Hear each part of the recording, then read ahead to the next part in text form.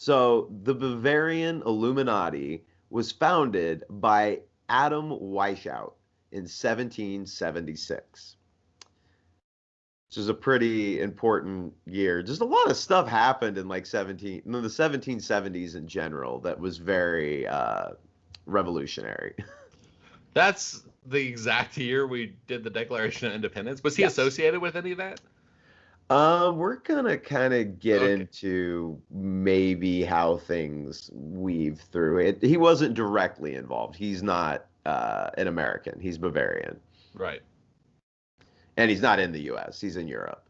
That Uh, there's a famous Bavarian general who helped us win the Revolutionary War, right? I did not know that. Yeah, okay. I'll bring that up later.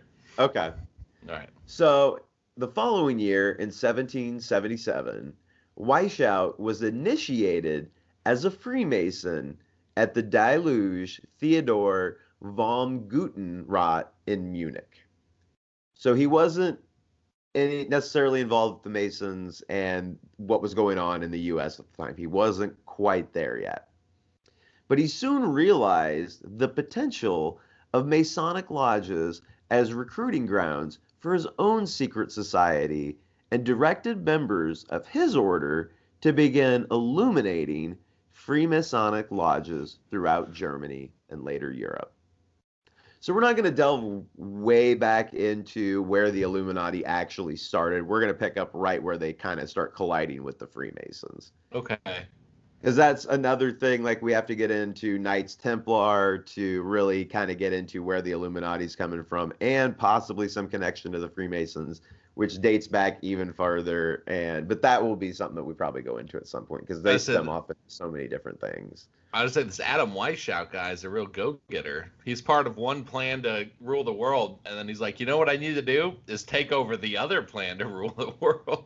Well, from the question we had a couple of weeks ago was, were the Masons always this kind of occult world domination thing, or was this the Illuminati coming into that? And that was my question, yeah. Previous to this, the Illuminati was already kind of known as like a conspiracy group that wanted to take over the world.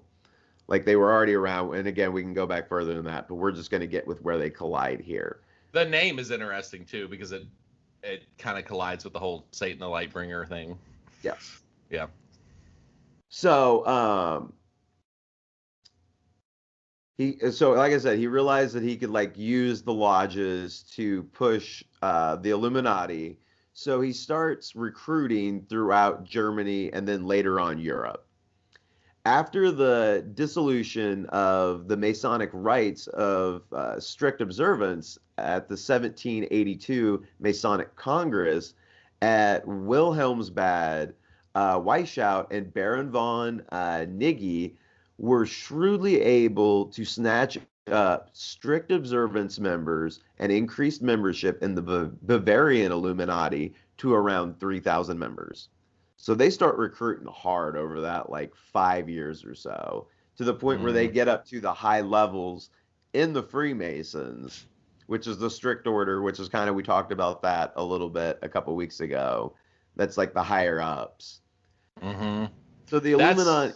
Go ahead. No, go ahead. I was going to say the Illuminati soon illuminated lodges in France, Italy, Sweden, Belgium, Holland, Denmark, Poland, and Hungary as well. Again, all over the next just few years. Like it happens really quick.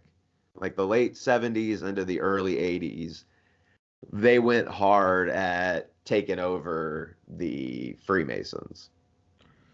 Wow.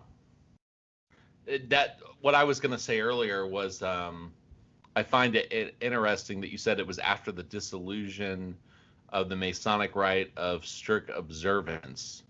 It sounds like the Masons like loosen their rules.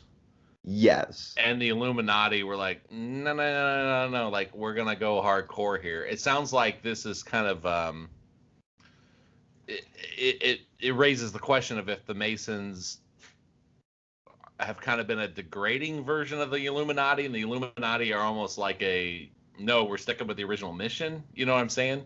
I don't know, and I kind of went back and forth on that, and I debated kind of going in that direction with this historically. It's just kind of hard to prove or really find strong accounts. You can kind of find arguments both ways on where the Masons really kind of held, like, bent on like world domination at this point. Hmm. But the Illuminati were, is what it Yes. sounds like. Okay. Yes, they've kind of always been about, we're going to get into kind of what they want to do. Well, it sounds like all domination things, I guess is my point. It sounds like they're trying to recruit people who wanted things to be the old way. Kind of. Okay, so the Illuminati is an anti-clerical, anti-monarchical doctrine of the Bavarians and other revolutionaries, and they influenced the events that led up to the French Revolution. So they're all about like overthrowing governments, overthrowing religion. Right.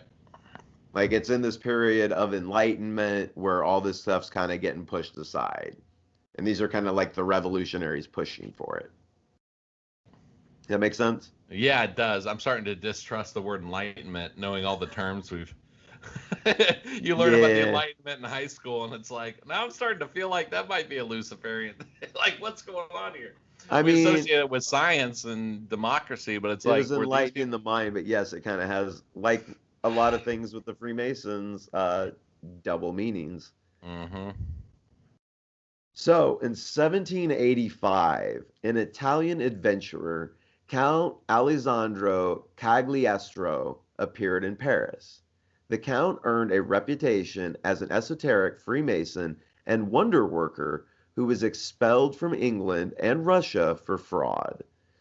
So, kind of a snake oil salesman. I'm assuming he's kind of got some like magic tricks. Right.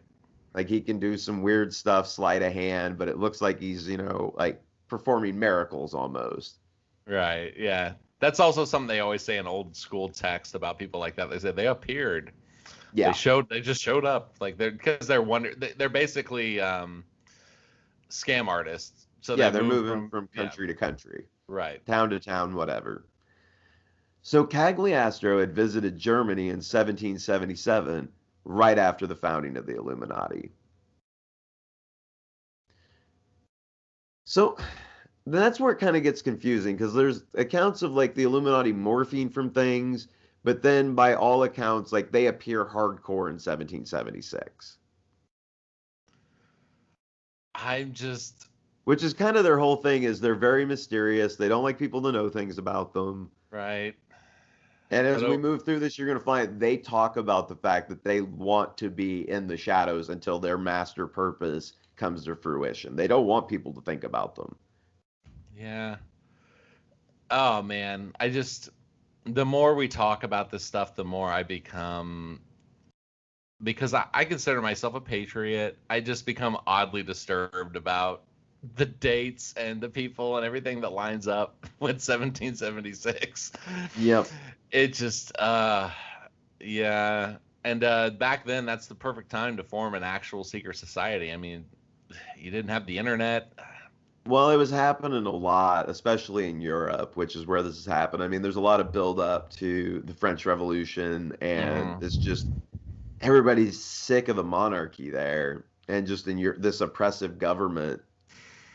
But we all know, I mean, that was the bloodiest revolution. They just executed people just right and left. Oh Became yeah, we're gonna get into that. Yeah. All right, let's keep going. So Cagliostro met Weishaupt, and like Weishaupt, was initiated into something called the strict observance of the Masonic Rite.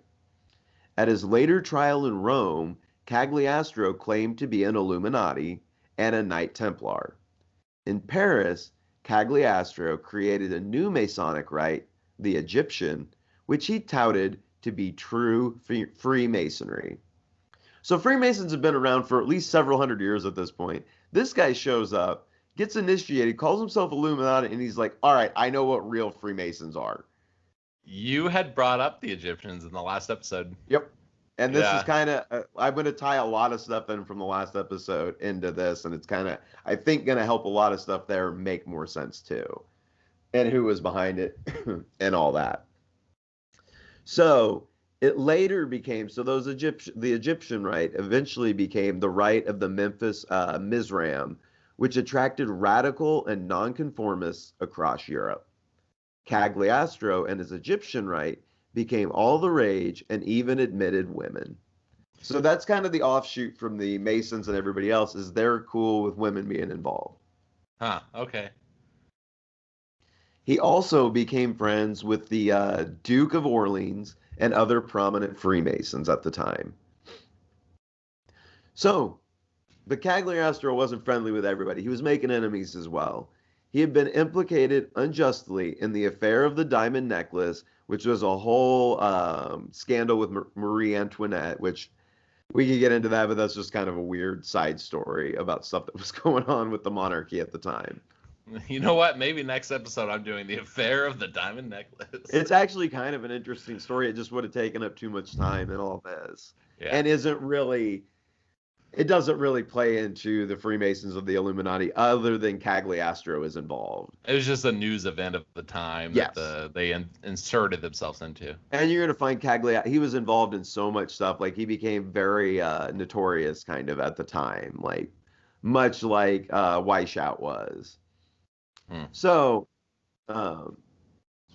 basically what you need to know is the affair of the diamond necklace was kind of a preface to the French Revolution. It was kind of gearing things up for that. It was a con game that targeted the queen, as I said. She was actually innocent, but it generated a scandal of bad press that just hurt the monarchy even more. So in 1786, Cagliostro ended up in jail in the Bastille. Demonstrations organized by his Masonic supporters eventually secured his release. Cagliostro later wrote an open letter to the French people, urging them to mount a peaceful revolution and destroy the Bastille. History's original, mostly peaceful protest. Yeah. Organize a peaceful revolution and tear down the police station. Basically. Literally what he's saying. Yep. So the Duke of Orleans and Desmoulins were following Cagliostro's instructions when they targeted the old fortress in 1789. So it happened. Yeah. That's the same year that we became a country, by the way. Yep. Yeah. A lot of stuff happening. It was a very just turbulent time across the world. So Cagliostro's fatal mistake, though, was returning to Italy and trying to set up a Masonic lodge in Rome. The Vatican caught him, and he lived out his last years in prison. Good for them. It was a very gutsy move to go, like, to the right Vatican. there where the Pope is. I know. Good for the Vatican, taking them down.